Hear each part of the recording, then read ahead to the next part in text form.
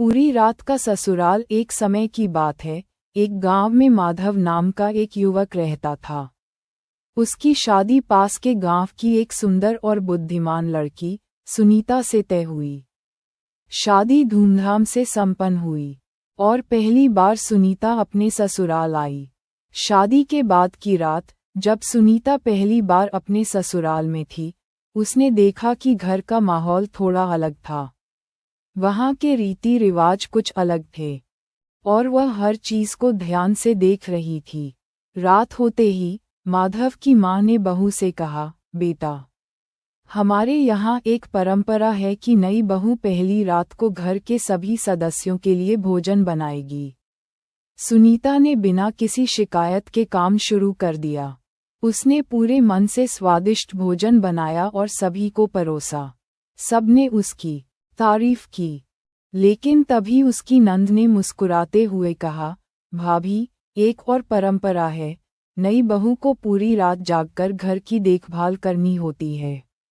सुनीता थोड़ा चौंकी, मगर उसने धैर्य से पूछा, ऐसा क्यों? नंद ने हंसते हुए जवाब दिया, ये बस हमारी परंपरा है।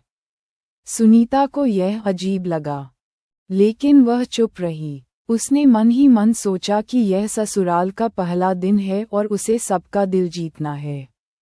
इसलिए वह पूरी रात जागी, घर का ध्यान रखा और सुबह की पहली किरण के साथ ही सबके लिए चाय बना दी।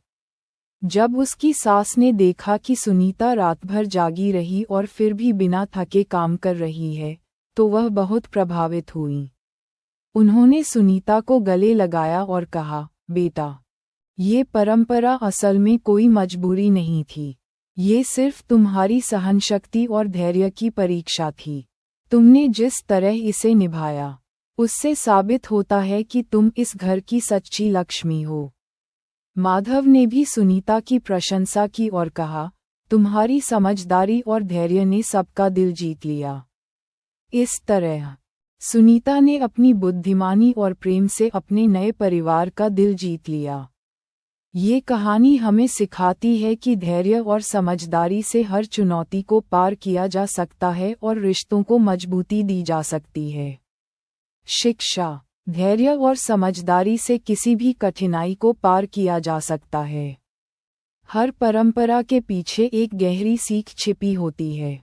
प्रेम और अपनापन किसी भी नए माहौल को घर बना सकता है। समाप्त।